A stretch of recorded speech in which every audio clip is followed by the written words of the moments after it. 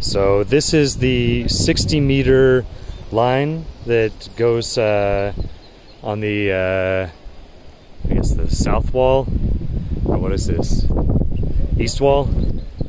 And these anchors, I can see I made a mistake in my bolting plan, because I originally intended for the line to be coming out much more out here. You can see the rock formation, that there's a decent exit right here. And unfortunately, we have the exit, because of the bolt placement, we have the exit way over this nasty piece of shit.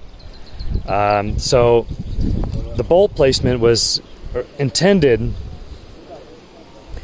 to be universally used, so it can actually be used not just for this line coming out here, but also potentially for a line going out this way in the future.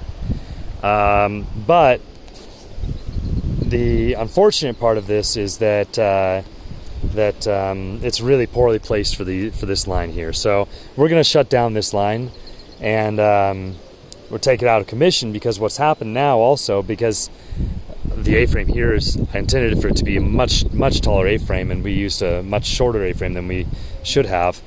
But the problem here is that this A-frame, as you can see, is tipping over. And I'm doing a video right now.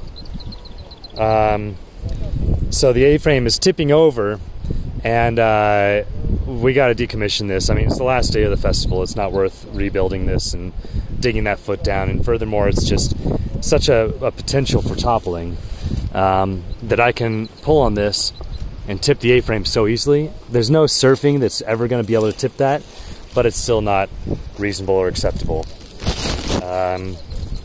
So furthermore, we got this Dyneema set up here, the whoopee sling setup, where it extends out over the edge, and we got a span set as a backup to that. If there is contact, there's a span set as a backup, but still not good. Then also the loops here, when Mirko was bouncing on it, I think he's probably like 85 kilograms.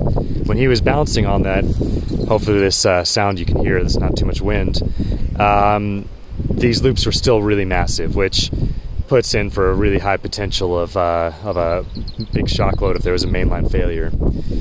The tire down here was also a bit of a problem, because as people are bouncing, the tire is absorbing quite a bit of the energy out of the system.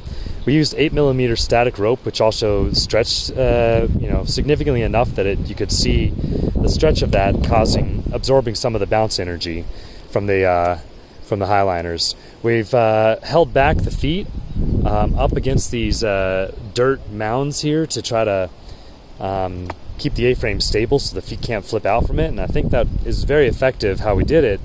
But still, with this tiny A-frame and the potential for the A-frame to topple over, I think this line needs to be redone for next year.